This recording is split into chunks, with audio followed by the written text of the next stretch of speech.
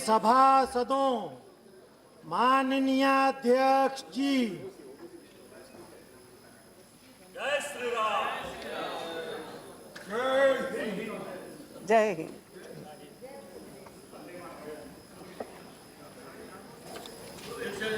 Question over no in zero over please. हाँ हाँ मैं मानती हूँ ना, मैं मना नहीं कर रही हूँ, कर दूंगी प्लीज सबके लिए। अभी कुछ क्वेश्चन नंबर, अभी किसी को कुछ नहीं। आफ्टर क्वेश्चन नंबर प्लीज बैठिए, मानिए, बैठो बेटा बैठो please. Question number 341 Shri Chandrakant Khaire ji, आपका ही प्रश्न है। सम्माननीय अध्यक्ष महोदय जी, प्रश्न क्रमांक संख्या question number 341। Yes minister. Statement is laid on the table of the House, madam. Yes supplementary. अध्यक्ष जी, ये देश में बाल श्रम विभिन्न सामाजिक एवं आर्थिक समस्याओं को जैसे गरीबी, पिछड़ा एवं निरक्षरता का कुपरिणाम है। आज देश में बच्चे गरीबी के कारण से वो छोटे छोटे काम करते हैं, सब कुछ करते हैं, लेकिन आज ये बाल मतलब यहाँ भी कोई रोक होना चाहिए करके सरकार ने कार्रवाई तो करी, शुरू कर दी। नियर अबाउट 7,08,344 निरीक्षण किए गए और जिसमें 6,920 और 2,202 सिद्धियाँ की गई है। मैं कहूँगा कि ऐसे ये बाल श्रम, बाल कामगार जो होते हैं, श्रमिक होते हैं बच्चे, उनको कई जगह मतलब कई काम करते हैं। आज मैं कहूँगा कि जैसे कि आप अनऑर्गेनाइज सेक्टर के यहाँ आप छापा मारते हैं, रेड करते हैं, तो रेड करने के बाद में वहाँ उनके ऊपर एक्शन होती है। लेकिन ऐसे कई जगह है कि ये छोटे बच्चे होटल में काम करते हैं, छोटे बच्चे कंस्ट्रक्शन काम में करते हैं, छोटे बच्चे और भी छोटे मोटे दुकान में काम करते हैं, छोटे बच्चे और भी कई घरों में काम करते हैं। हम उनको रोक के उनको प्रशिक्षण दे के उनको पढ़ाई करने का ही अपना उद्देश्य है। आज मैं कहूँगा कि ऐसे कितने बच्चों को पकड़ा और उनको जो एक चाइल्ड वेलफेयर कमेटी जो होती है पुनर्वास करने की, ऐसे कितने उनको हॉस्टल्स या उनका नेशनल चाइल्ड लेबर प्रोजेक्ट कितने में, देश भर में ऐसे कितने प्रोजेक्ट कितने ज़िलों में है अपने हिंदुस्तान में, इसकी इंफॉर्मेशन मुझे चाहिए। क्योंकि हमारे महाराष्ट्र में भी कई जगह है, मेरे मराठवाड़े में सिर्फ 4 जगह है और 4 जगह नहीं है। जैसे हिंगोली, लातूर, उस्मानाबाद ऐसी जगह वो नहीं है, वहाँ भी बच्चे काम करते हैं और वो काम रोकने के लिए हमारी सरकार ने कुछ ना कुछ इसके कदम उठाना चाहिए। ऐसा मैं चाहता हूँ, तो क्या उसके बारे में क्या कहेंगे? मैडम स्पीकर, जो माननीय सदस्य जी ने जो कहा कि ये बाल श्रमिकों का, मैंने आपको जो उत्तर दिया हूँ उस उत्तर में जो है ये 3 साल का जो इंस्पेक्शन क्या हुआ, वायलेशंस कहाँ तक हुए और प्रोसिक्यूशंस कितने हुए, कन्विक्शंस कितने हुए, ये 4 विषयों के ऊपर मैंने समाचार आपको दिया हूँ। इसमें जैसा आपने कहा कि ये बहुत जो है जो बाल श्रम जो लोग है, बच्चे जो है, ये ज़्यादा करके बहुत से जो है अनऑर्गेनाइज्ड सेक्टर में ही ये काम किया जाता है, काम करवाया जाता है। तो इसमें विशेष करके बहुत से, जैसे आपने कहा कि दाबाओं में, ब्रिक क्लिन में, और वैसे ही जो है बहुत से छोटे मोटे अगरबत्ती इसमें कंस्ट्रक्शन वर्क में, वैसे जो है काफ़ी जगह होटल्स में, दाबास में भी ये होता है। लेकिन इसको हमने अभी जो नया सरकार नरेंद्र मोदी जी का सरकार आने के बाद हम 2 प्रकार के जो है इनिशिएटिव्स हमने शुरू किया है। एक जो है लेजिस्लेटिव रिफॉर्म्स, जो लेजिस्लेटिव अमेंडमेंट है वो ये बहुत ऐतिहासिक जो है अमेंडमेंट किया गया है। ये 2016 में 1 सितंबर को हम लोगों ने इस जो बाल श्रमिकों को किसी भी एस्टैब्लिशमेंट में, पहले जो है कुछ ऑक्यूपेशंस में, कुछ प्रोसेसेस में काम करवाया जाता था।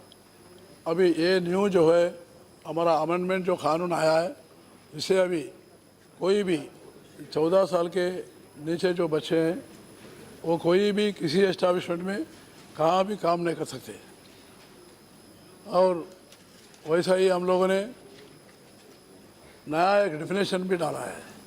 मैडम स्पीकर, ये एडोलेसेंट जो न्यू डेफिनेशन दिया है उसमें 14 से 18 साल के बच्चे वो भी जो है किसी भी एस्टैब्लिशमेंट में हज़ार्डस में जो प्रमादकारी है उसमें भी काम नहीं कर सकते। ऐसे जो है हम लोगों ने एक कानून पास किया है। और इतना ही नहीं मैडम, हम लोगों ने इसको कॉग्निजेबल ऑफेंस भी किया है। तो वैसा हम लोग जो है एक लेजिस्लेटिव रिफॉर्म्स, और दूसरा आपने कहा कि जो है रिहैबिलिटेशन जैसा 14 साल के सब सारे बच्चे जो है स्कूल में पढ़ना चाहिए, ये कंपलसरी जो है हमारा प्रावधान है। तो वो उसके चलते हुए इसको कानून को भी जो है हमने लिंकिंग किया है। तो उसमें आप जो कहा महाराष्ट्र के अंदर एनसीएलपी स्कीम के बारे में, तो नेशनल चाइल्ड लेबर प्रोजेक्ट, ये जो है अभी तक 280 डिस्ट्रिक्ट्स में, देश में 280 डिस्ट्रिक्ट्स में जो है 21 स्टेट में जो है अभी चल रहा है। और विशेष करके ये स्पेशल ट्रेनिंग सेंटर्स है, 3200 स्पेशल ट्रेनिंग सेंटर्स है।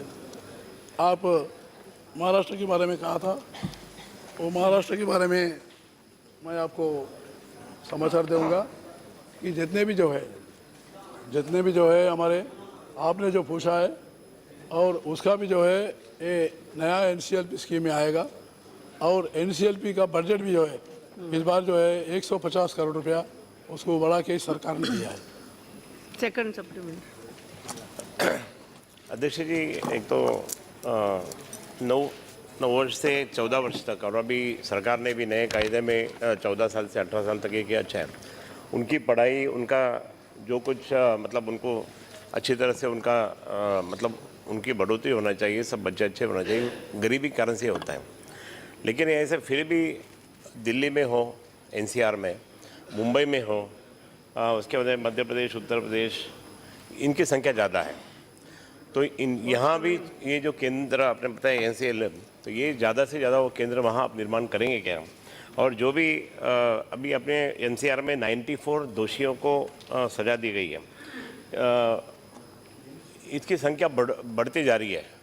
तो ये संख्या को रोक लाने के लिए और ये बाल श्रमिक एक्ट में अच्छी सुधार करने के लिए और बच्चों को कुछ अच्छा उनका भविष्य अच्छा बनाने के लिए, अगर आप आपके माध्यम से मैं कहूँगा कि इसका ज़्यादा से ज़्यादा इम्प्लीमेंटेशन होकर जो भी गवर्नमेंट लेबर ऑफिसर होते हैं उनको स्टिक करके, क्योंकि महीने में 1-2-3 इंस्पेक्शन करते हैं सिर्फ, तो ज़्यादा से ज़्यादा जहाँ भी उनको इन्फॉर्मेशन मिली वहाँ उन्होंने रेड करके वो बच्चों को वो केंद्र में डालना, और बाकी के जो एम्प्लॉयर होते हैं, प्रिंसिपल एम्प्लॉयर या एम्प्लॉय या और अनऑर्गेनाइज सेक्टर वाले, उनके ऊपर कड़ी कार्रवाई करना।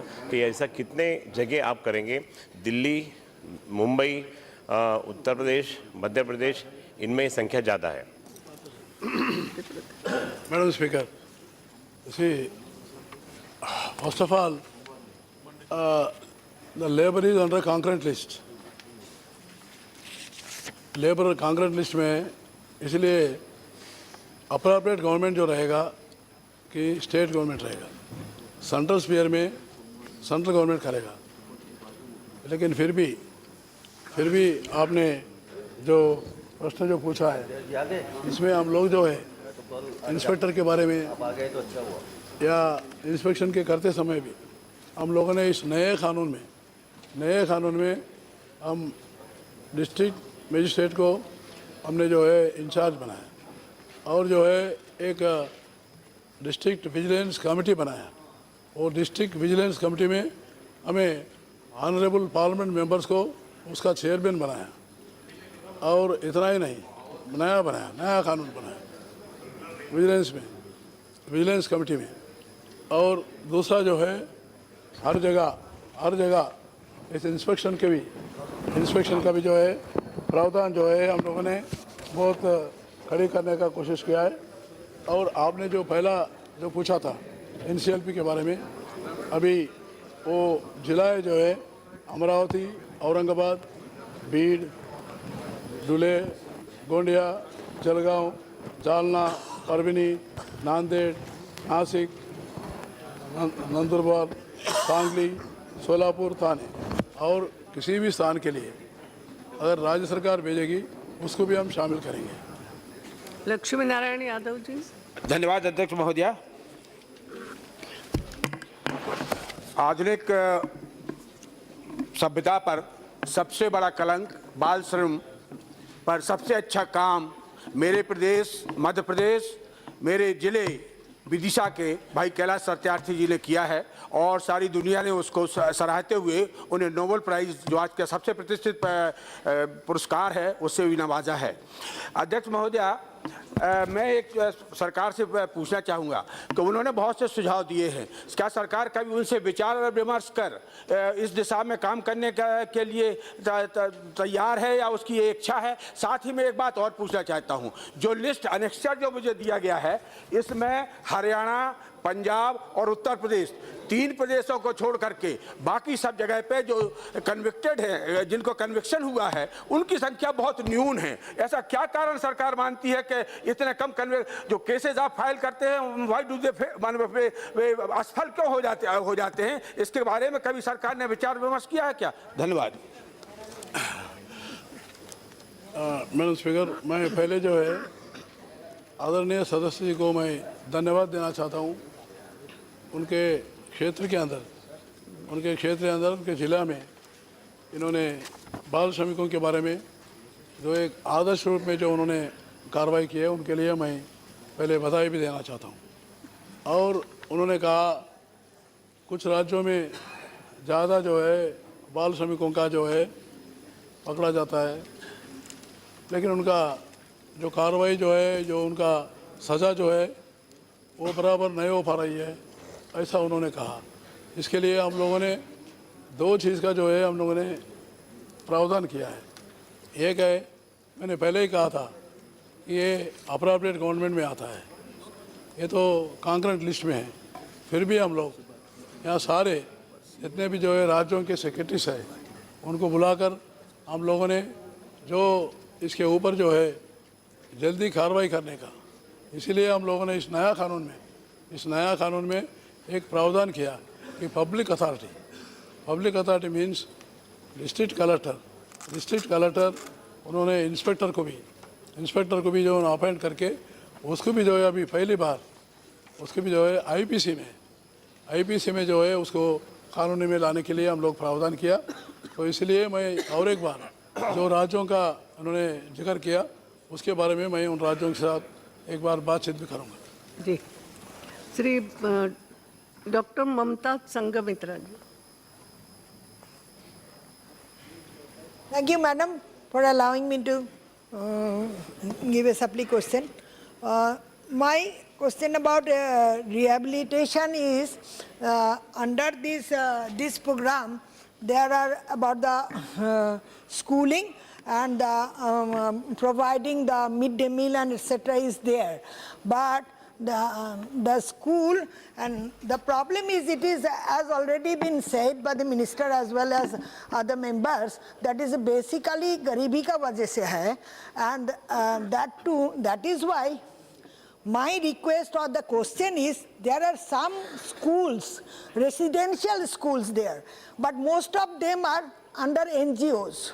So whether from the सरकार के तरफ से कोई और रेसिडेंशियल स्कूल का प्रबंधन हुआ है क्या, and if it is not whether we are thinking about doing that, so that otherwise when they come from home, the parents will again put them to the working basis, and these schools are basically run by NGOs. As far as my constituency is concerned, there are 3 schools in Bardwan and 2 in Durgapur Panagar.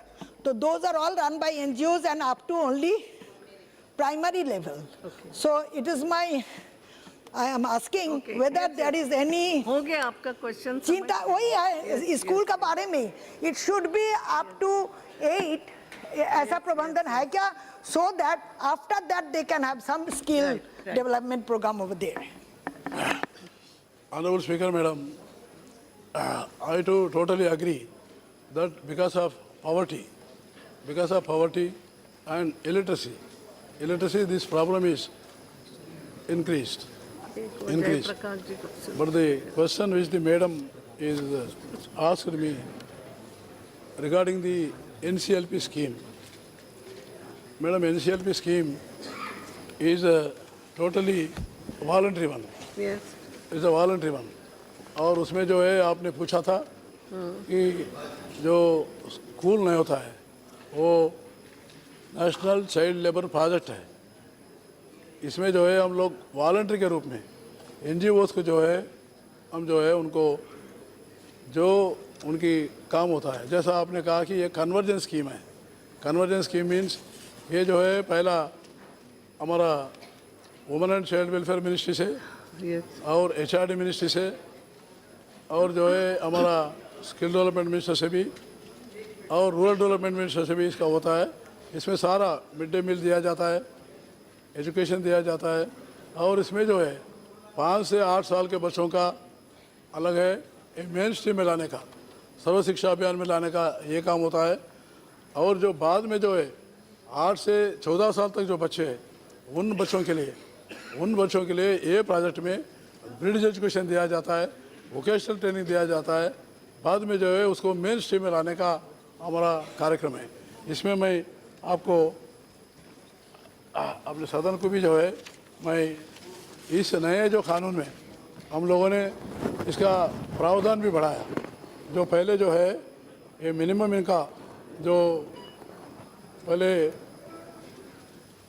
इनका जो वो salaries means वो हांडोरियम था, हमने हांडोरियम इसको ज़्यादा बढ़ाया। जितने भी जो है टीचर है, जितने भी जो है अटेंडर है, ये सारे लोगों का भी जो है हम लोगों ने almost we have made it near to double. So that's why the project itself is an overall integrated project, and our aim is to see that the total elimination of child labor in the country. Okay. And whatever in your parliamentary constituency you have asked, I will give it to you. Question number 342, Srimati Supriya Sule. Question number 342 madam. Yes, Minister. अब उत्तर सभापति पर रखा गया। पूछिए। Madam, Maharashtra में एक समाज है जिसका नाम धनगर समाज है। उनकी बहुत सालों से मांग है कि उनको शेड्यूल ट्राइब में लिया जाए, और जो शेड्यूल ट्राइब का आज का जो आरक्षण है उसको बिल्कुल डिस्टर्ब न करके धनगर समाज की जो क्राइटेरिया है सरकार की, बैकवर्डनेस हो, शिक्षा हो, जो चीज़ें उनके क्राइटेरिया में है वो सारी क्राइटेरिया धनगर समाज उसमें फुलफ़िल कर लेता है। और महाराष्ट्र के मुख्यमंत्री जब चुन के आए थे तब उन्होंने वादा किया था महाराष्ट्र की जनता को कि पहली ही कैबिनेट में धनगर समाज को वो आरक्षण देंगे। और आज जो मैंने लिस्ट पढ़ी इनकी जवाब में तो उसमें महाराष्ट्र का नाम ही नहीं है, और 2 स्टेट्स ऐसे हैं, छत्तीसगढ़ और गोवा, जहां धनगर समाज को आरक्षण देने का पेंडिंग है। तो सरकार की क्या नीति है, आप स्पष्ट करें कि महाराष्ट्र के धनगर समाज को आप न्याय देंगे कि नहीं। महोदया, महाराष्ट्र के धनगर समाज के लिए महाराष्ट्र का social welfare, culture affairs and sports tourism department का चिट्ठी नंबर CBC 10784341 डेटेड 12/6/79 को 79 को वो रेकमेंड किया था, लेकिन इसको 81 में पत्र संख्या आपका STC 1003/CR ये 2/11/2005 में इसका रिपोर्ट भी नेगेटिव आया है, और 81 में इसको वो विथड्रॉ कर दिया। स्टेट गवर्नमेंट रेकमेंड नहीं कर रहा है। आप स्टेट गवर्नमेंट जब तक रेकमेंड नहीं करेगा हम उसको नहीं कर सकते। आपका जो व्यवस्था है, स्टेट गवर्नमेंट पहला रेकमेंड करे, उसके बाद यहाँ का रजिस्टर जनरल ऑफ इंडिया उसको एग्री करे, फिर national commission for schedule tribe उसको एग्री करेगा, तभी मंत्रालय का अधिकार आता है, उसको हम प्रोसेस करके कैबिनेट में लेके बाकी इसको इंक्लूजन करेंगे। तो अभी महाराष्ट्र सरकार के ओर से ऐसा अधिकृत कोई प्रपोजल हमारा पास नहीं है। आप बात करें, अगर महाराष्ट्र सरकार भेजेंगे तो हम उसको विचार कर सकते हैं। Thank you sir. मैं ज़रूर महाराष्ट्र के मुख्यमंत्री जी को आपका जो निर्णय है वो ज़रूर पहुंचा दूंगी, क्योंकि उनके पहले ही भाषण में उन्होंने कहा था कि मैं पहला काम जो करूंगा जो धनगर आरक्षण दूंगा, और उसको 2.5 साल हो गए।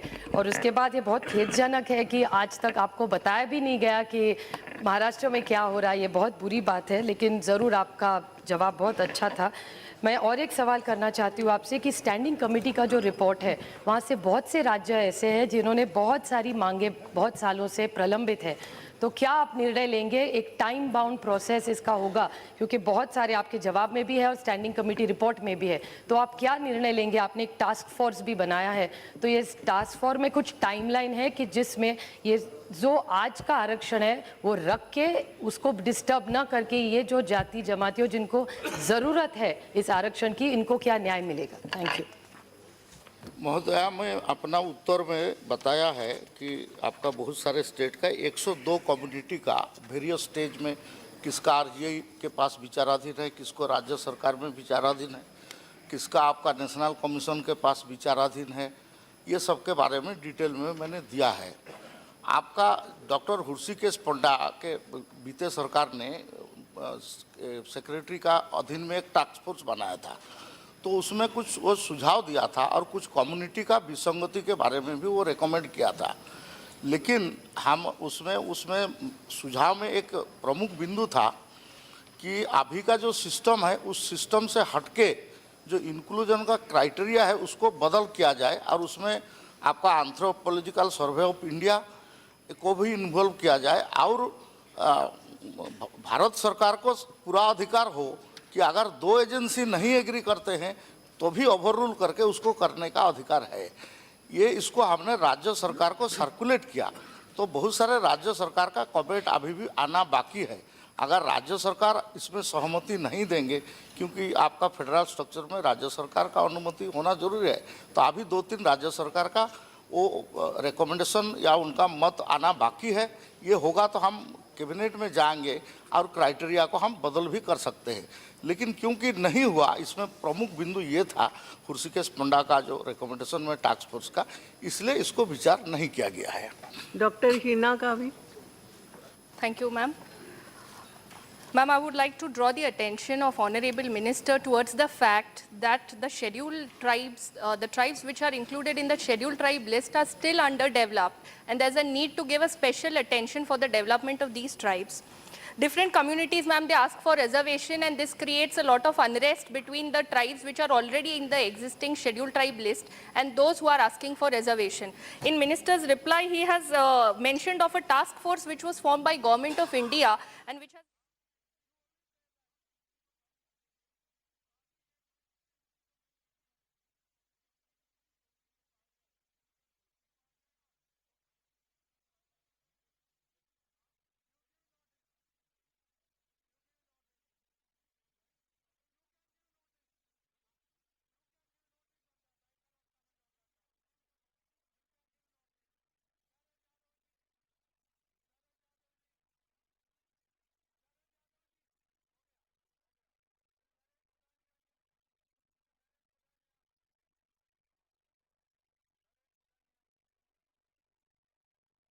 of communities that are asking for reservation in the existing schedule and form a third schedule and give reservation to all these communities in the third schedule to prevent all these problems that are happening inter-community. Thank you, ma'am. आपका SC list, ST list, OBC ये सब है, इसमें third list सरकार का कोई विचार नहीं है। ये कंटिन्यूस प्रोसेस है। 102 कम्युनिटी का अभी वेरियस स्टेज में है, इसके बारे में मैंने बताया है, लेकिन ऐसा कोई थर्ड शेड्यूल बनाने का विचार सरकार का नहीं है। Shivaji Patil. Thank you madam. जैसे मिनिस्टर साहब ने बताया और हमारे ये रिप्लाइज में यह मेंशन किया हुआ है कि धनगढ़ समाज, जो महाराष्ट्र में धनगढ़ बोला जाता है, मध्य प्रदेश और कई राज्यों में धनगढ़ नाम से उनको पहचाना जाता है।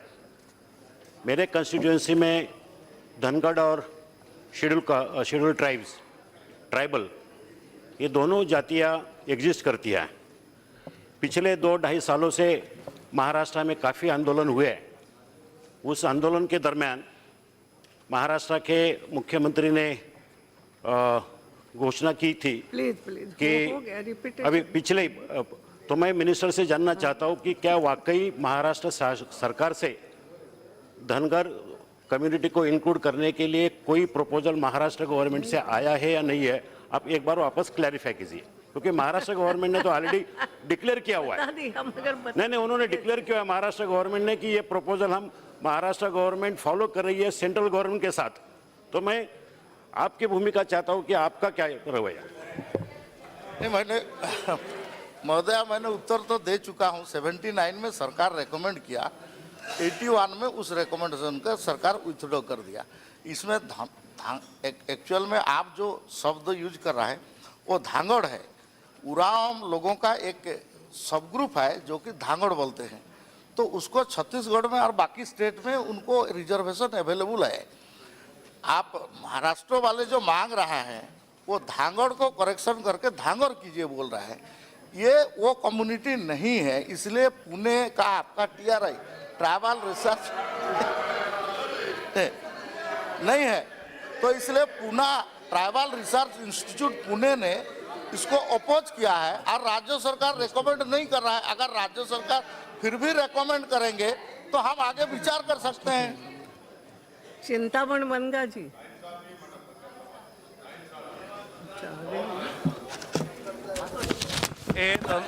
धनगर जाति के लिए महाराष्ट्र में आंदोलन चल रहा था और तभी महाराष्ट्र के राज्य के सभी मंत्री, आदिवासी विकास मंत्री के साथ हम सभी MP, MLA, राष्ट्रपति जी को, प्रधानमंत्री जी को और आपको भी मेमोरेंडम दिया था कि इसका बिल्कुल इंक्लूजन नहीं होना चाहिए।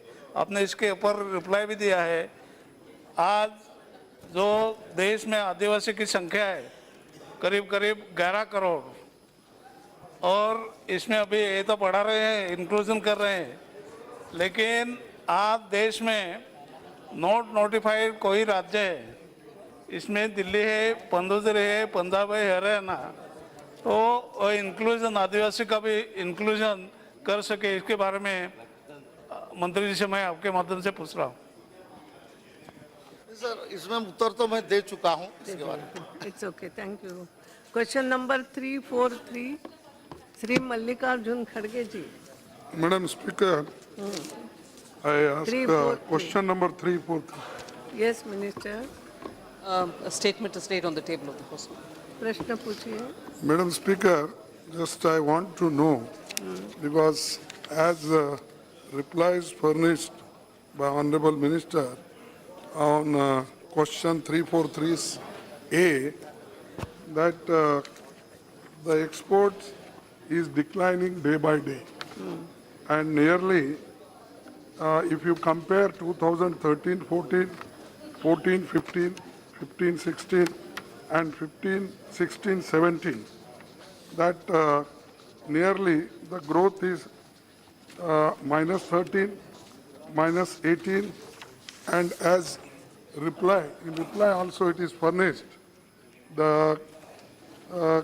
more or less the growth is declining nearly in 80 items, whatever the list has furnished in this. It means that we are not exporting much, and at the same time we are importing many items. And this is creating a problem for agriculturists and small and marginal industrialists, and also employment. Therefore, I want to know what steps the government is going to take to improve this situation and to improve export-oriented items to be given promotions. Madam, to a large extent, decline in exports, particularly of merchandise goods, happened during 15-16, 14-15, and so on. But if you look at month-by-month performance now, and compare, now when I say now, it is between 16 to 17, as compared with 15 to 16, the position is definitely improving. It is true that many of the commodities which the Honourable Member has highlighted, as was given in our reply, there was a decline in exports. However, the recovery is now consistent and steady. It is being seen. And this is because, as we have said earlier, there's been a global depression in terms of demands for exports. Purchasing from our major export destinations, such as the European Union country, China, our exports have come down, particularly of merchandise goods.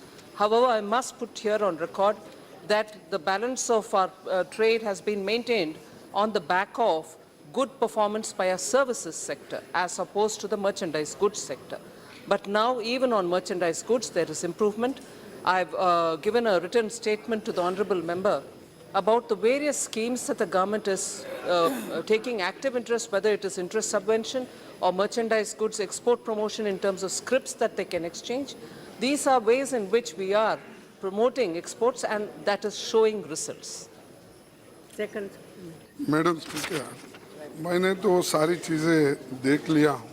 मैं जब उसी वक्त कहा कि 18 items पे अगर आपने जो कुछ भी दिया है उसका अगर परफॉर्मेंस देखा गया तो सभी माइनस माइनस माइनस है।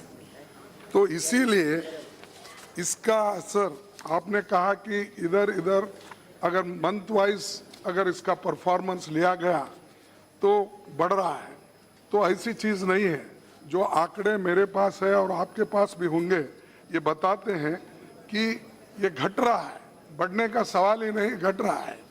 और दूसरी चीज़, क्या इसका इफेक्ट डिमोनेटाइजेशन करने की वजह से और भी ज़्यादा हो गया है, ऐसा मुझे इस आंकड़े से मालूम होता है।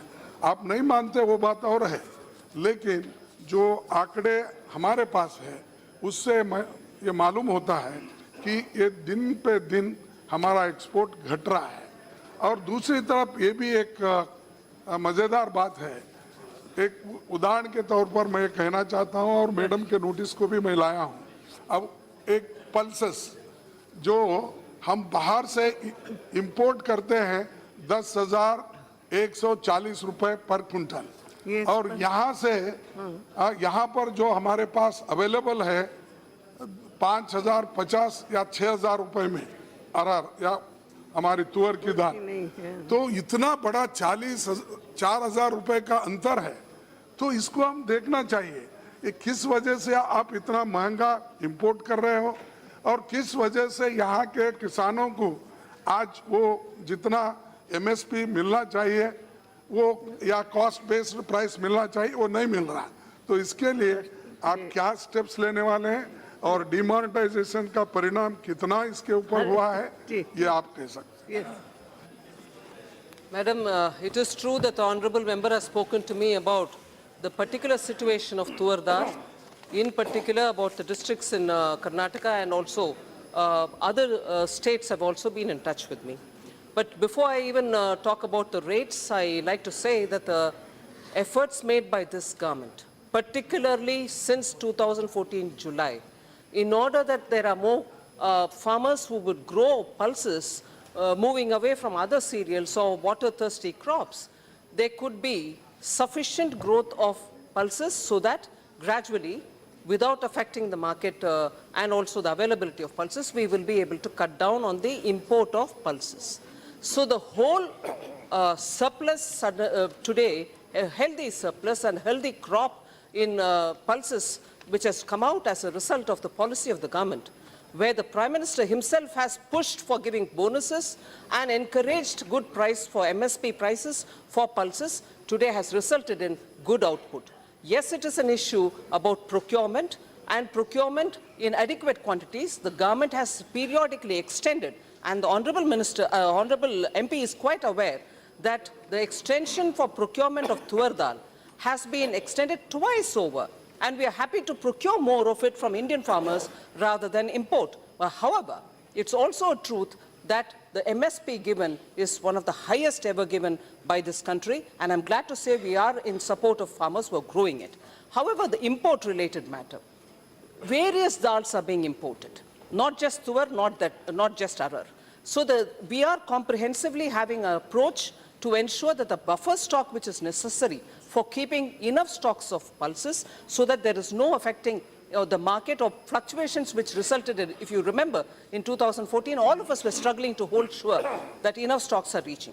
That situation need not arise. The government should be alert, and therefore the import continue. We are closely monitoring the situation along with the other ministries, Consumer Affairs, Agriculture, all of them are equally concerned. But as regards the amount of fall in exports of various 80 items, yes, I have given the open data, but there are other sectors which, in spite of the depressed environment, are performing well, and those sectors have made up more than enough for the fall in 80-odd sectors for which the data is shared. There's no difference between what I'm saying or what is given as a written reply. But I just want to assure the member that we are making sure enough support is given so that export performance will be improving. Dr. Kirit Somaiya ji, please. Please, sir. What is it?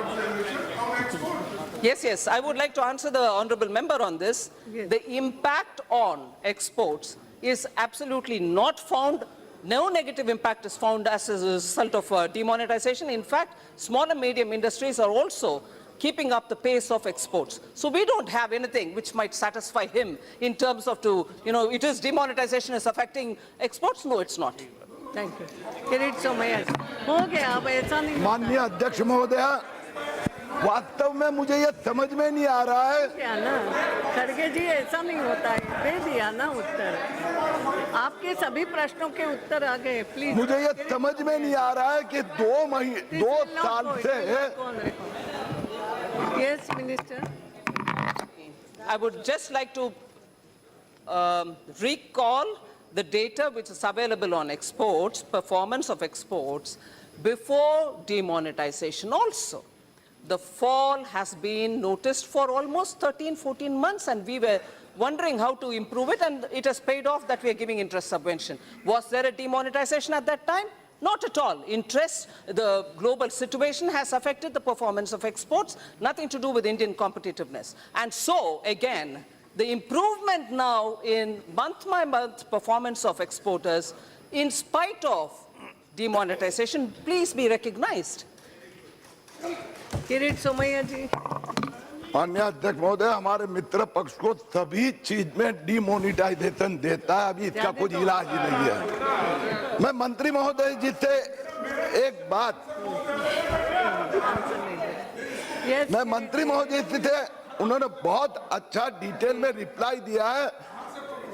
आप मंत्री महोदय इस बारे में पुनः एक बार स्पष्टता करेगी कि जो डाउन ट्रेंड दिखा है, whether the down trade is in volume and valuation, ये कभी कंपेयर किया है क्या? क्योंकि मेरे हिसाब से जैसे मंत्री महोदय ने लिखा है कि वर्ल्ड में कमोडिटीज के भाव नीचे गए, उसके कारण ये फिगर्स में फर्क पड़ा है। तो वॉल्यूम में नीचे गए हैं क्या, ये एक बात। और दूसरी बात जो है कि जो सरकार ने इसको मैच करने के लिए सर्विस सेक्टर से लेके मेक इन इंडिया इस प्रकार से कदम उठाए, तो 2 साल पहले, 3 साल पहले, 4 साल पहले ट्रेड डेफिसिट क्या था और अभी कितना है? Madam, I suppose the honourable member's question is partly answered by my written statement also. But if there are month-by-month details which they want between 16-17 as compared with 15-16, which is definitely showing an improvement, I can always pass the details on to both the honourable members. Thank you.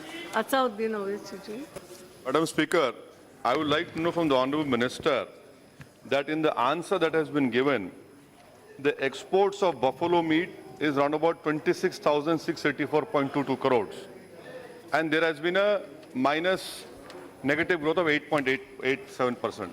Will the Honourable Minister please give a reply to this question of mine, that China is not allowing Indian buffalo meat to be exported? What steps is taking? And because you see, Madam, 26,000 crores, out of 60 odd export units, nearly 38 are in Uttar Pradesh, and many are being closed. Is the minister really concerned about it? That because already 8% negative is there, And is the government really, does it wants to promote the export of buffalo meat, or does it wants to put a ban on it? Because the atmosphere right now in Uttar Pradesh is that many export buffalo meat units are being closed. Is she really concerned about it? And what is she going to do about the exporting of buffalo meat to China? Sir, Please. Madam, let me, first of all, let me tell the honorable member that what is being done in Uttar Pradesh is about the illegal slaughterhouses. And in that, I'm sure even the honorable member wouldn't want illegal any matter of export, be it meat, be it anything else. We don't want anything happening illegally.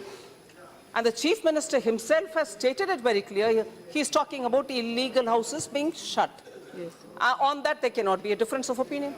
As regards China not taking Indian buffalo meat, I want to assure you, the member, with China, not just buffalo meat, there are many other issues on which market access not available.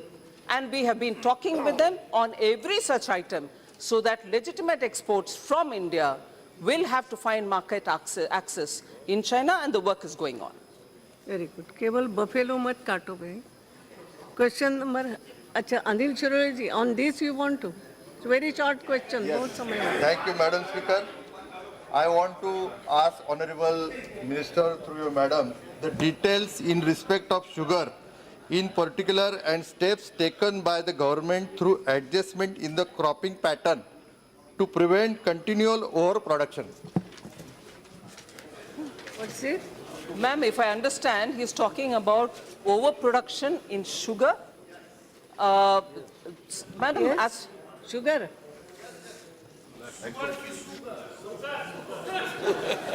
Question, repeat your question. The details, I want details in respect of sugar, in particular, and steps taken by the government through adjustment in the cropping pattern to prevent continual overproduction.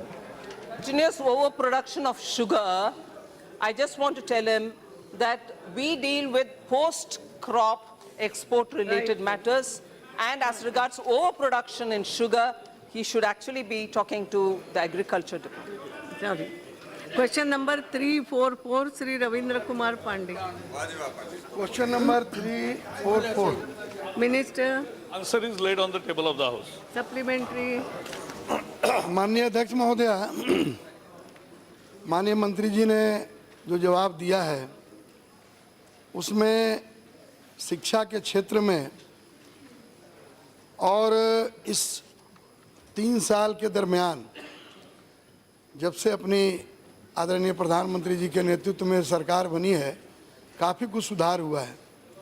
लेकिन अगर देखा जाए तो जो विश्वविद्यालय की बात है, रैंकिंग की बात है, तो जब हमारा जड़ ही कमज़ोर होगा तो हमारा देश का जो शिक्षा का स्तर है वो रैंकिंग में कैसे उच्च स्तर पर आएगा। अगर देखा जाए तो वर्तमान में 200 विश्वविद्यालय पूरे विश्व में है, जिसमें भारत से एक भी उस रैंकिंग में नहीं है। तो हम मंत्री महोदय से जानना चाहते हैं कि आज के तारीख में सरकार का क्या सोच है, आगे हम क्या करेंगे और क्या चिंतन है। पहले तो ये 30 साल में जो नई पहल ली है इसमें नेशनल इंस्टीट्यूशनल रैंकिंग, अभी पहले एक्रीडिटेशन के 2 रास्ते हैं, एक असेसमेंट और एक्रीडिटेशन नैक देता है और टेक्निकल कोर्सेज के लिए एनबीए देता है, और उससे छात्रों को और सबको समझता है कि किस दर्जे की शिक्षा इस संस्थान में मिलती है। तो ये एक बड़ा अच्छा काम होता है। इसमें पिछले साल से एक नई पहल की कि नेशनल इंस्टीट्यूशनल रैंकिंग फ्रेमवर्क को जोड़ा। तो पिछले साल 3563 इंस्टीट्यूट इसमें शामिल हुए, इस साल भी लगभग उतनी संख्या में लोग शामिल हुए। यूनिवर्सिटीज 232 आई, इंजीनियरिंग 1007 आए, मैनेजमेंट 542 आए, कॉलेजेस 596 आए, फार्मेसी के 316 कॉलेजेस आए, आर्किटेक्चर के 42 आए। इस साल नई बात यह है कि पहली दफ़ा मेडिकल और लॉ 43 और 49 कॉलेजेस आए। तो ये हर कॉलेज किस स्तर का है, भारत में, इसका ये रैंकिंग है। और ये रैंकिंग बहुत साइंटिफिक तरीके से होता है। और इस बार एक नई कैटेगरी की है कि जिसमें 1000 से ज़्यादा छात्र है तो उनकी एक ओवरऑल कैटेगरी करी है। तो संस्था कुल मिला के कैसी है, प्रवेश लेने के लिए लायक है, शिक्षा का स्तर कैसा है, ये इससे समझता है। और ये एक सार्थक पहल है।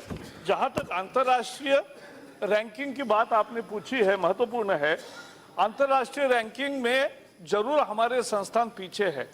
इसके 3 कारण हैं। पहला कारण यह है कि सचमुच में हमारे शिक्षा के स्तर में अभी बढ़ोतरी की और अच्छा होने की और बहुत संभावना है। दूसरा कारण यह है कि उनके रैंकिंग की जो सिस्टम है उसमें परसेप्शन को एक ज़्यादा वेटे जाता है, खासकर क्यूएस रैंकिंग में, क्योंकि उनके पास जो इवन द रैंकिंग में भी, टाइम्स रैंकिंग में भी ऐसा है कि उनके पास जो एक पीयर रिव्यू के लिए एक 80-90 हज़ार विद्वानों की जो सूची बनती है उसमें ज़्यादातर अमेरिका और वेस्टर्न कंट्रीज़ के होते हैं। और इसलिए हमने ये तय किया है कि हमारे इंडियन डायस्पोरा और एनआरआई और जो अच्छा काम वहाँ शिक्षा क्षेत्र में कर रहे वो भी अपनी राय दे, उनको भी हमारे संस्थानों के बारे में पता चले। और ज्ञान प्रोग्राम के द्वारा अभी इंटरनेशनल फैकल्टी भी यहाँ आने लगी है, तो उससे हमारा रैंकिंग में निश्चित सुधार होगा। Second supplementary. माननीय अध्यक्ष महोदय, माननीय मंत्री जी से हम जानना चाहते हैं कि 235 विश्वविद्यालय हैं, उसमें झारखंड प्रदेश का कहीं भी जिक्र नहीं है, जबकि हमारे यहाँ गिरिडीह में महान लोबिस वैज्ञानिक जेसी बोस का वहाँ कर्मस्थल रहा, जन्मस्थल भी रहा वहाँ पर। हाँ, वो ठीक है। तो हमारा माननीय मंत्री जी से जानना है कि क्या सरकार गिरिडीह में विश्वविद्यालय की स्थापना करेगी ताकि वहाँ के जो झारखंड के जो गरीब गुरबा जो बच्चे हैं उनकी पढ़ाई हो सके और शिक्षा के स्तर में सुधार हो सके। क्योंकि हम नीचे स्तर में अगर देखेंगे तो उस रैंकिंग में आ ही नहीं पाएगा वो बच्चा। ये मेरा माननीय मंत्री जी से निवेदन है। प्रश्न भी छोटा पूछना। कोई भी विश्वविद्यालय स्थापना की एक प्रक्रिया होती है। राज्य सरकारों को अधिकार है कि राज्य अपनी प्राइवेट यूनिवर्सिटी को भी लॉ से मान्य कर सकती है। और एक मिनट, नहीं वही मैं बता रहा हूँ, वही मैं बता रहा हूँ, राज्य सरकार के अधीन है कि वो कानून से राज्य सरकार की खुद की यूनिवर्सिटी बना सकती है, पब्लिक में और प्राइवेट में भी बनाती है। तो दोनों अधिकार उनको है। जहाँ तक केंद्रीय विश्वविद्यालय निर्माण का प्रश्न है, ऐसा कोई प्रस्ताव अभी हमें नहीं मिला है। KC Venugopal ji, Rajeev Satav, you are asking. हो गया, बैठो राजीव। धन्यवाद अध्यक्ष जी। अध्यक्ष जी, ये जो सवाल है ये नेशनल इंस्टीट्यूशनल रैंकिंग फ्रेमवर्क के बारे में है। और ये जो फ्रेमवर्क में कई सारे यूनिवर्सिटीज़ का रैंकिंग यहाँ पर आया है। मेरा आपके माध्यम से सरकार से ये सवाल है कि ये जब रैंकिंग हम देते हैं तो उसमें जो क्राइटेरिया आपने लगाया है, क्या उसमें जेंडर इक्वालिटी ये भी क्राइटेरिया है? अगर वो क्राइटेरिया है तो जिस प्रकार से बनारस हिंदू यूनिवर्सिटी में जो छात्राएं हैं उनके ऊपर जो डिस्क्रिमिनेशन हो रहा है, जैसे उनको फूड एक तरफ का नहीं मिल रहा है, या मोबाइल यूज़ करने के लिए अलाउ नहीं हो रहा है, या साइबर लाइब्रेरी की बारे में प्रॉब्लम हो रहा है, क्या जेंडर इक्वालिटी ये इशू आपने इसमें रखा है क्राइटेरिया में? हमने BHU से जानकारी ली है, ऐसा कोई भी बंधन डिस्क्रिमिनेशन करने का वहाँ नहीं लगा है। Yes, now Hukum Singh. कैसे आ गई? धन्यवाद अध्यक्ष जी। मैं मंत्री जी को बधाई देता हूँ। वास्तव में कोई व्यवस्था तो शुरू की उन्होंने ताकि हम जान सकें हमारे देश में विभिन्न विश्वविद्यालयों की क्या स्थिति है, इंजीनियरिंग इंस्टीट्यूशन की क्या स्थिति है, उनकी एक तुलनात्मक स्थिति हमारे सामने आ सके। लेकिन इसमें जो पैरामीटर्स आपने रखे हैं, पैरामीटर्स के बारे में सबसे पहला पैरामीटर हमने टीचर्स का रखा है। क्या हमें चिंता इस बात की नहीं होनी चाहिए कि जो केंद्रीय विश्वविद्यालय हैं या इंजीनियरिंग इंस्टीट्यूट्स हैं जिनके पैरामीटर्स के आधार पर हम रैंकिंग कर रहे हैं, वहाँ पर टीचर्स की पोजीशन क्या है? मैं इलाहाबाद विश्वविद्यालय की बात करता हूँ, केंद्रीय विश्वविद्यालय है।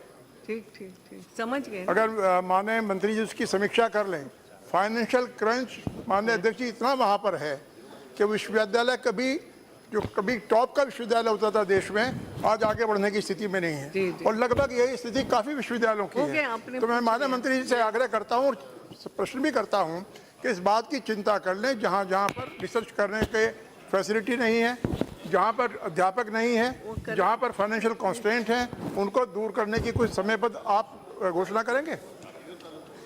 पहले तो यूनिवर्सिटीज को समृद्ध और अच्छा सबल बनाने के लिए एक रूसा के अंतर्गत कार्यक्रम होता है कि जिन कॉलेजेस को, क्योंकि स्टेट यूनिवर्सिटीज एफिलिएटिंग यूनिवर्सिटीज होती है, तो कॉलेज जब सुधरते हैं तो विश्वविद्यालय में भी वो रिफ्लेक्शन आता है। तो कॉलेजेस के लिए रूसा का एक बेहतर कार्यक्रम हमने चलाया और वो अभी भी चल रहा है। तो जो नैक एक्रेडिटेशन एक ग्रेड पाते हैं कंटिन्यूसली 2 साल, उनको भी वो रूसा की मदद मिलती है और सब्सटेंशियल मदद होती है इंफ्रास्ट्रक्चर तैयार करने के। और जो रिमोट एरिया में है वहाँ नेशनल रैंकिंग में वो भी हो तो भी उनको मदद देते हैं। तो आपके मन में कोई आपके यहाँ के विश्वविद्यालय की केस हो तो जरूर बताइए, हम उसके बारे में जानकारी देंगे। और ये यूजीसी जो इंफ्रास्ट्रक्चर की ग्रांट देती है, तो इसेंशियल इंफ्रास्ट्रक्चर, रिसर्च इनोवेशन और कौशल के लिए और व्यावसायिक शिक्षा प्रशिक्षण के लिए भी वित्तीय सहायता देती है। और स्किल का identification national skill development council के सहायता से करते हैं। इसके अतिरिक्त जो रूसा का मैंने बताया वो भी सहायता मिलती है। तो हर विश्वविद्यालय को भी गुणवत्ता सुधार की खास योजना अपनी बनाकर सबमिट करनी चाहिए। Question number 3, 4, 5 doctor Kirit Solanki. Question number 3, 4, 5 madam. Yes minister. Statement is laid on the table of the house madam. Yes पूछिए।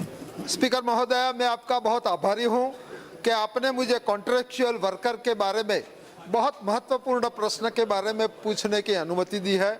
मैडम, ये ठेकेदारी का सवाल है। कर्मचारियों को ठेकेदारी के वजह से गरीब लोग ज़्यादा प्रभावित होते हैं, दलित लोग ज़्यादा प्रभावित होते हैं और वो ठेकेदार लोग उनका एक्सप्लॉइटेशन करते हैं। उनका जगह जगह पे एक्सप्लॉइटेशन होता है। इसमें बड़े पदों पर भी ठेकेदारी आजकल होती है और इसकी वजह से जो अनुसूचित जाति एवं जनजाति को आरक्षण दिया गया है वो भी इनके लिए रिवर्स प्रभावित होता है। मैं मंत्री जी के जवाब के बारे में बताता हूं कि उन्होंने जवाब दिया है कि central government grants exemption to an establishment in case of an emergency under section 31 of the Contractual Labor Regulation and Abolition Act 1973 subject to certain condition and for specific period। मैं देखता हूं कि कई जगह सालों तक लोग कॉन्ट्रेक्चुअल जॉब करते हैं, 10 साल, 15 साल, 25 साल। तो मंत्री जी को मैं आपके माध्यम से मैं उनको निवेदन करना चाहता हूं कि कॉन्ट्रेक्चुअल लेबर सिर्फ अमुक अवधि के तहत ही रखा जाएगा और उसको ऐसे जो आरक्षण इसके लिए प्रभावित होता है तो उसको दूर करने का हम कोई प्रावधान करेंगे? Madam Speaker, the honorable member, you have asked the question specifically for the Fertilizer Corporation of India. And this Fertilizer Corporation of India, already I have mentioned that as for the section 31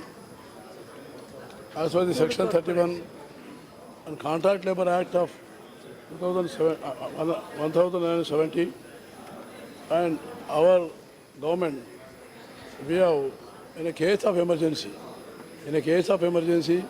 or emergency like services, whenever these are there, the provisions are there to exempt them such institutions whenever they are. And here I also submit that the Maharashtra High Court and also the Nagpur bench, they have also requested us. So that's why under these circumstances only we have exempted this one. And regarding other contractual workers, wherever the contract workers are there are principal employer and contractor.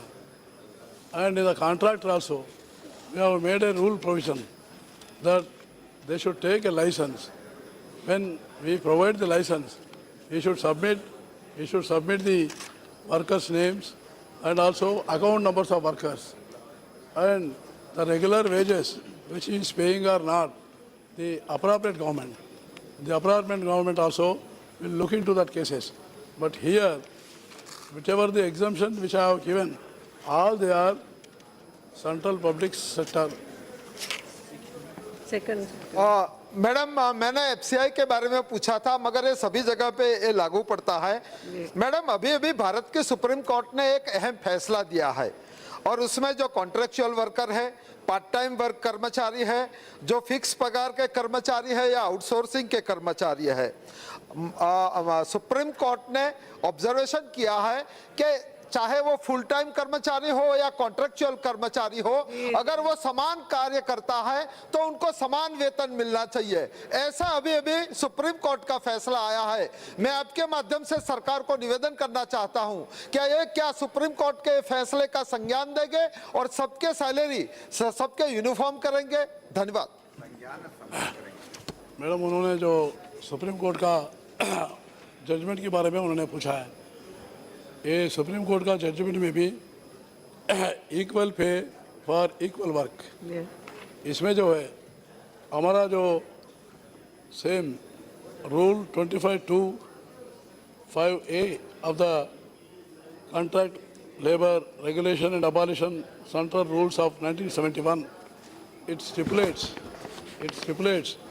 that in a cases where the contract worker is employed to perform same or similar kind of work as that of directly employed worker, the wage rates, number one. Okay. Number two, holidays, working hours, and other conditions of services of all contract workers will be same as applicable to the workers directly employed by the same or similar kind of work. So this is, even though wherever such cases are there, our deputy CLC is there from the central and the state government and the appropriate authority will be there. They will look after the cases. Doctor Virendra Kumar ji, short question. मैं बहुत ही specific एक छोटा question पूछना चाहता हूं कि देखने में आता है कि अधिकांश बैंकों में, ऑयल कंपनी में, BHEL में जो परमानेंट नेचर का काम है, सफाई कर्मियों के द्वारा जो सफाई का काम किया जाता है, सदियों से वो इस काम को करते चले आ रहे हैं। वाल्मीकि समाज के लोग इस काम को करते हैं, लेकिन ये काम भी कॉन्ट्रैक्ट पर दिए जा रहे हैं और कॉन्ट्रैक्ट पर दिए जाते हैं, सामान्य वर्ग के लोगों को दिए जाते हैं, बाद में वो पेटी कॉन्ट्रैक्ट पर और वाल्मीकि समाज के लोगों को दिए जाते हैं, जिसके कारण उनका शोषण हो रहा है। इस शोषण को रोकने के लिए सरकार क्या कदम उठा रही है? मैडम, मैंने पहले ही कहा था कि सेंट्रल सेक्टर में अप्रोप्रिएट गवर्नमेंट हम करेंगे और जो भी स्टेट गवर्नमेंट है, स्टेट गवर्नमेंट के अधीन में आएगा। लेकिन उन्होंने जो कहा है कि कुछ ऐसे काम रहते हैं जो काम जो है जो रेगुलर बेसिस में नहीं होता, वो पेरिनियल नेचर रहता है। जो पेरिनियल नेचर का रहता है उसमें जो है वो अलग से तरीके से करते हैं। तो इसलिए आपने जो कहा, ज़्यादा साल से जो कॉन्ट्रैक्ट में काम कर रहे हैं उन लोगों को शोषण नहीं होने के लिए, उनको जो हमारा रूल का प्राविधान है उसमें जो है उनका जितने भी लेबर लॉस के अंदर उसके ESI के बारे में या उसके EPFO के बारे में, उसके पेंशन के बारे में, इसका जो है सारा प्रोविजन रहेगा। क्वेश्चन नंबर 346 श्री विनोद चावड़ा जी। प्रश्न क्रमांक 346 मिनिस्टर। Yes minister. महोदय, उत्तर सभा पटल पर रख दिया गया। पूछिए। अध्यक्ष महोदय, धन्यवाद प्रश्न पूछने का अवसर दिया। अध्यक्ष महोदय, मैं आपके माध्यम से मंत्री जी से जानना चाहता हूं कि गत 3 वर्ष और चालू वर्ष के दौरान सरकार द्वारा गुजरात एवं कच्छ विश्वविद्यालय के सहित विभिन्न विश्वविद्यालय को दर वर्ष तथा विश्वविद्यालयवार कितनी धनराशि आवंटित की गई है। खास करके मेरा क्षेत्र एक सरहदी क्षेत्र है, मेरे सरहदी क्षेत्र कच्छ विश्वविद्यालय के लिए भी कोई विशेष धनराशि आवंटित की गई है? केंद्रीय विश्वविद्यालय गुजरात को हम अनुदान देते हैं, उसको वर्ष 2013-14 में हम लोगों ने दिया है 35 करोड़ 46 लाख 47 हज़ार, वर्ष 2014-15 में 50 करोड़ 76 लाख 1 हज़ार, 2015-16 में 10 करोड़ 58 लाख 35 हज़ार, और इसी तरह ये गुजरात विद्यापीठ में हमने दिया है 2793 27 करोड़ 93 लाख 52 हज़ार, और 2014-15 में दिया है 3 करोड़ 398 लाख। यूटिलाइजेशन सर्टिफिकेट के आधार पर अनुदान उनका आता है और यहाँ से जाता है। और 2015-16 में 28 करोड़ 95 लाख 18 हज़ार दिया, और 2016-17 में 41 करोड़ 11 लाख 66 हज़ार हमने दिया अनुदान। और इनके और विश्वविद्यालय जो हैं इनको रूसा के तहत वन टाइम प्लान में इनको पैसा दिया है। डिटेल उनके उत्तर में माननीय सांसद जी के पास उपलब्ध है। ऐसे महाराजा कृष्ण कुमार सिंह भावनगर विश्वविद्यालय, गुजरात विश्वविद्यालय अहमदाबाद, उत्तर गुजरात विश्वविद्यालय पाटन, सरदार पटेल विश्वविद्यालय बल्लभ विद्यानगर, सौराष्ट्र विश्वविद्यालय राजकोट, दक्षिण गुजरात विश्वविद्यालय सूरत, गुजरात राष्ट्रीय विश्वविद्यालय अहमदाबाद, इतने को हम लोग अनुदान देते हैं। और ये रूसा के तहत दिया, वन टाइम प्लान में दिया है। Thank you. Question hour is over. Papers to be laid on the table. Sri Bandaru Dattatreya.